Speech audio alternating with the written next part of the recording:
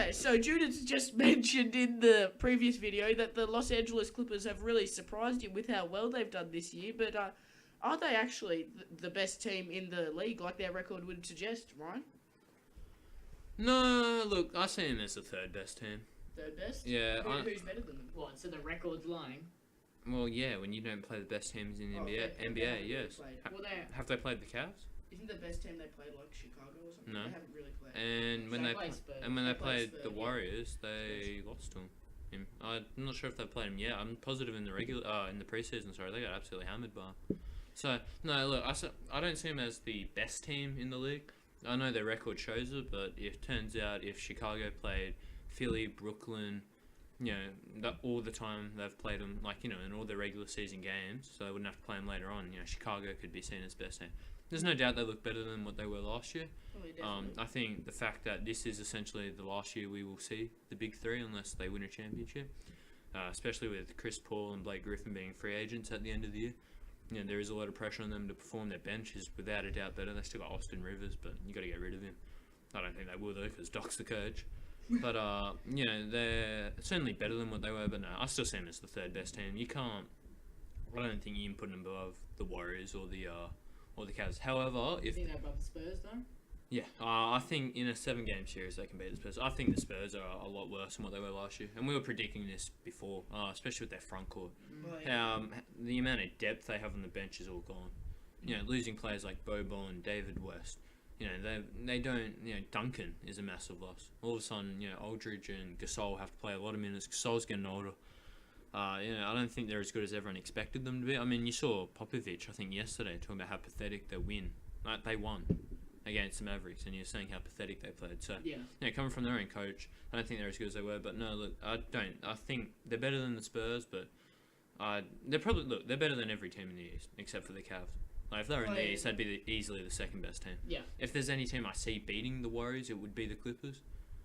Simply through they're athletic enough, and obviously they don't like each other. Oh, they don't like each other. Yeah, best defense in the league at the moment. Them in Utah. Their defense is really they've really upped their defense. Them in Utah are the benchmark. Blake Griffin, DeAndre they're both defending really well. Something I haven't. No, it's funny you touched on that. I haven't seen Griffin play good defense like I have this year. Yeah, all the other years he's been a liability, not as much as an Enes Kanter, but he's been a guy teams can go at because they've seen him as soft. I think he went and contemplated on his defense while he was while he had a hurt fist for a while. Well, that's the thing. You could have argued that they could be this good last year if Griffin had to spend more time on the court. Obviously off court incidents really held him back. Yeah. And then once he did come back, he pulled his hamstring. So there's obviously problems they had last year. But again, this is the last year. Do either of you guys see them winning the championship, or are they the best team in the league at the moment? At the moment, at this current time, they are because of their record. But like Ryan said, they haven't really played any super teams as such yet. I think that they played the Spurs and the Bulls, as we mentioned earlier, and those are the two best teams they played. They played OKC.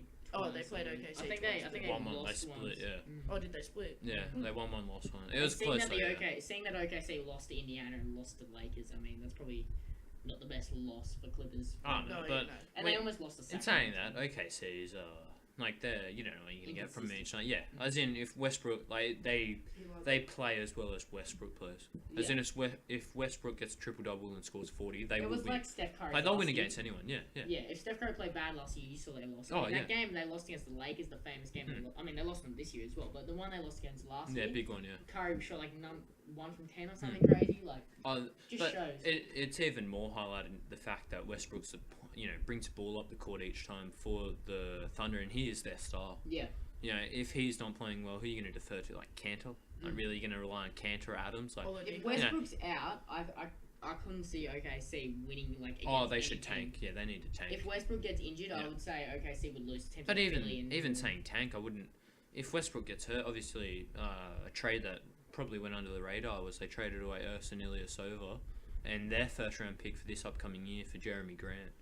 Well, personally, I could see why they made the trade. I mean, Jeremy Grant's a young, very, very athletic player he's got a very nice drive to the rim. His jump shot's coming along. He's still not the best jump shooter though. But no, Osani Ilyasova was a very quality player. He's a brilliant shooter as well. But If it was a that straight up pick as trade, well, yeah. If it was a straight up trade, I'd be happy with it. That pick really kills you. Yeah. I think, especially where they're going to finish, because it's not guaranteed they're going to make the playoffs. Especially if Westbrook gets hurt. Like, if Westbrook gets hurt, it's over. Like, seriously, it is genuinely, and they will be finishing around about where the where the Timberwolves are, Suns are, or the lower teams of the West. So, and that pick will end up going to Philly. Obviously, Philly aren't going to make the playoffs this year either. They could be looking at, and they've got the Lakers pick as well. So Philly will be looking at having potentially 3 first-round picks in the top 10. And that'll be here, especially this stacked draft. But no, Judah, do you see the Clippers in the finals, making it out of the West for the first time?